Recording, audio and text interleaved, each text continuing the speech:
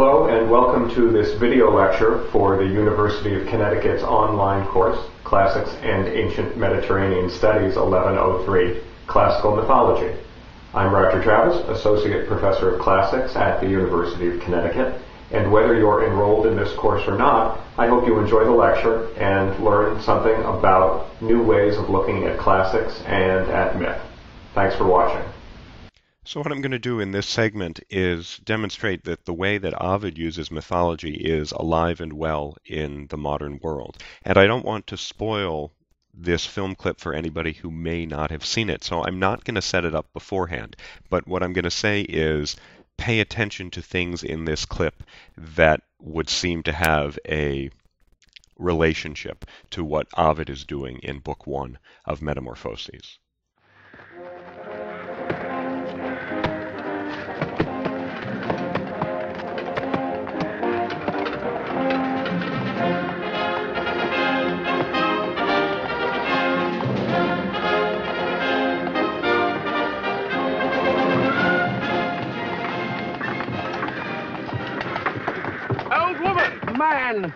Ma'am, sorry. What knight lives in that castle over there? I'm 37. What? I'm 37. I'm not old. Well, I can't just call you man. You could say Dennis. I didn't know you were called Dennis. Well, you didn't bother to find out, did you? I did say sorry about the old woman, but from behind you looked... What I object to is they automatically treat me like an inferior. Well, I am king. Oh, king, eh? Very nice. And how'd you get that, eh? By exploiting the workers. By hanging on to outdated imperialist dogma which perpetuates the economic and social differences in our society. If there's ever going to be any progress... Dennis, there's some lovely filth down here. Oh, how do you do? How do you do, good lady? I am Arthur, King of the Britons. Whose castle is that? King of the who? The Britons. Who are the Britons? Well, we all are. We are all Britons. And I am your king. I didn't know we had a king. I thought we were an autonomous collective. You're fooling yourself. We're living in a dictatorship, a self-perpetuating autocracy in which the working classes... Oh, there you go, bringing class into it again. Well, that's what it's all about. If only people would... Please, good people, I am in haste. Who lives in that castle? No one lives there. Then who is your lord? We don't have a lord.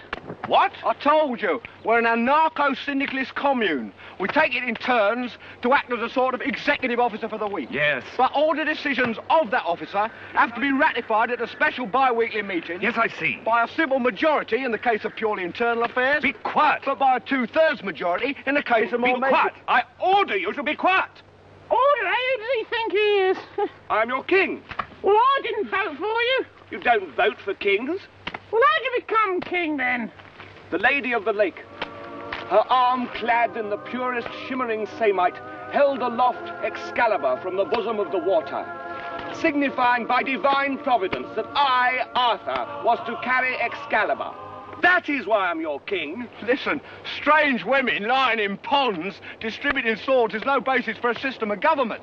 Supreme executive power derives from a mandate from the masses, not from some farcical aquatic ceremony. Be quiet! Oh, but you can't expect to wield supreme executive power just because some watery tart threw a sword at you. Shut up! I mean, if I went round saying I was an emperor, just because some moistened bint had lobbed a scimitar at me, they'd put me away. Shut up! Will you shut up? Ah, now we see the violence inherent in the system. Shut up! Oh, come and see the violence inherent in the system. Help, help, I'm being repressed. Bloody peasant! Oh, what a giveaway. Did you hear that? Did you hear that, eh? That's what I'm on about. Did you see him repressing me? You saw it, didn't you?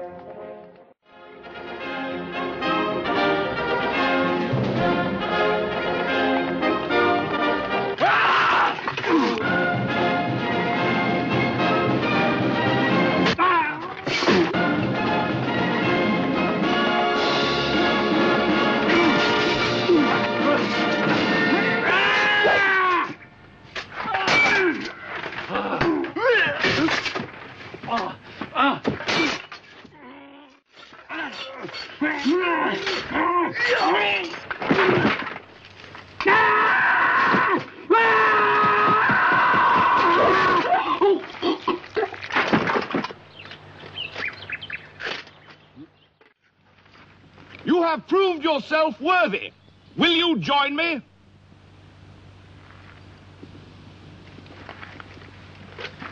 You make me sad. So be it. Come, Patsy. None shall pass. What? None shall pass. I have no quarrel with you, good Sir Knight, but I must cross this bridge. Then you shall die. I command you, as King of the Britons, to stand aside. I move for no man. So be it.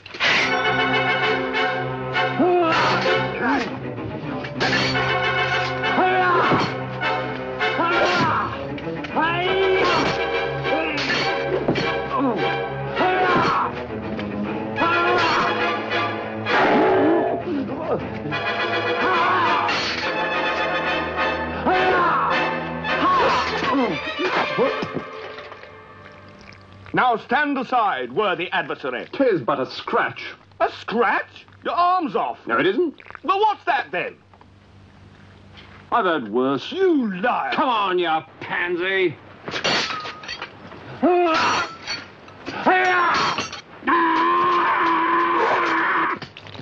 Victory is mine. We thank thee, Lord, that in thy mercy...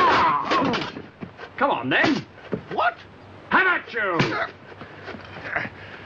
You are indeed brave, Sir Knight, but the fight is mine. Oh, had enough, eh? Look, you stupid bastard, you've got no arms left. Yes, I have. Look! It's just a flesh wound. Look, stop that! Chicken! Chicken! Look, I'll have your leg. Right! Right, I'll do you for that. You what? Come here. What are you going to do, bleed on me? I'm invincible. You're a loony.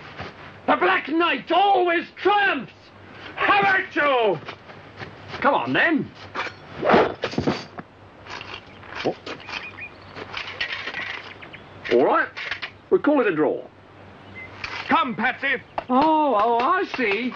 Running away, eh? You yellow bastards! Come back here and take what's coming to you! I'll bite your legs off! So that clip, as you may now have guessed, was from Monty Python and the Holy Grail. And I think now that we've gone through Book 1 of the Metamorphoses a bit and seen that clip, probably you can draw your own conclusions, which would be very similar to mine, about why that clip is so funny and how it relates to what Ovid is doing. But let me just spell it out very briefly. Playing around with myth is fun.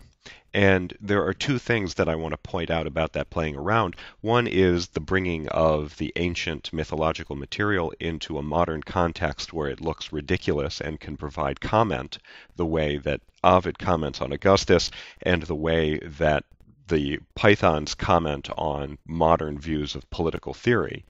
But there's another one that we haven't gotten at yet, which is going to be important as we go on through Ovid, which is a play with genre.